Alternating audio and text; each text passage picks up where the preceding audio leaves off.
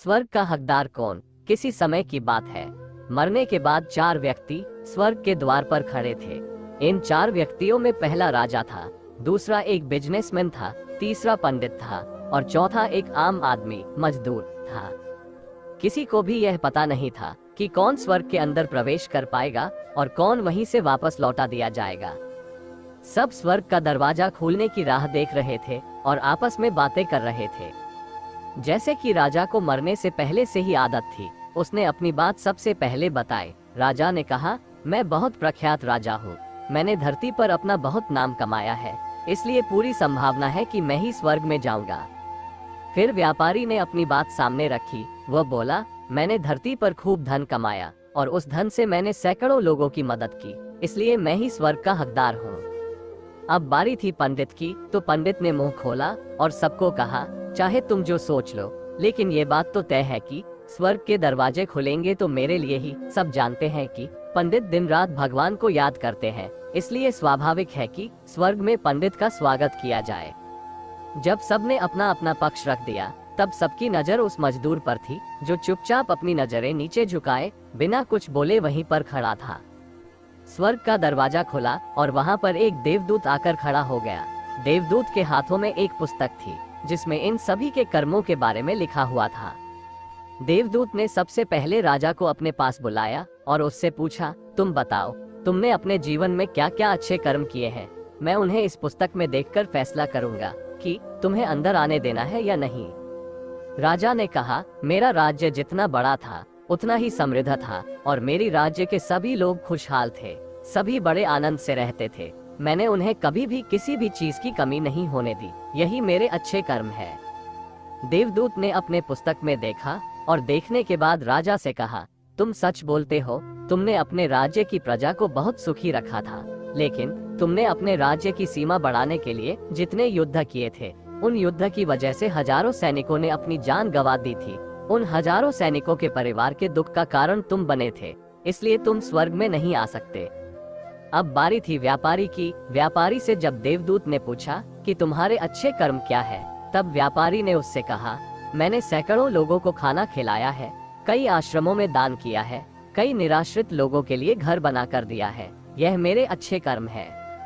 देवदूत ने फिर से अपने पुस्तक में ध्यान से देखा और देखने के बाद व्यापारी से कहा, तुम्हारा कहना भी ठीक है कि तुमने बहुत दान धर्म किया है, लेकिन ये दान धर्म तुमने जिन पैसों से किया है, उन पैसों को कमाने के लिए तुमने न जाने कितने झूठ बोले हैं, कितनी हेराफेरिया की है और कितनी मिलावटें की है, इसलिए तुम भी स्वर्ग में नहीं आ सकते।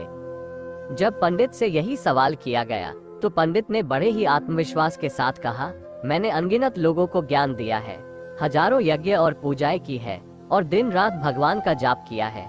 इससे अच्छे कर्म और क्या हो सकते हैं? देवदूत ने अपनी पुस्तक के अंदर झांक कर देखा और पंडित से कहा, आपने जितने भी लोगों को जो भी ज्ञान दिया है, उन बातों पर खुद कभी अमल नहीं किया।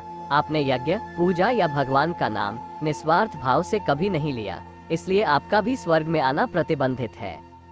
मजदूर ये सब देखकर हैरान था। वो अब तक जिन्हें महान समझता आ रहा था, उनकी व्याख्या स्वर्ग के दरवाजे पर आकर बदल गई थी।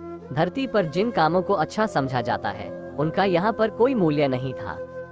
यमदूत ने जब इस मजदूर को अपने पास बुलाया और इससे पहले कि वह उससे उसके अच्छे कर्मों के बारे में पूछता, मजदूर बोल पड़ा, प्रभु, मैं जानता हूँ कि मैं भी स्वर्ग में आने के लायक नहीं हूँ, लेकिन मैं फिर भी एक बार बाहर से ही स्वर्ग को झांक कर देखना चाहता हूँ।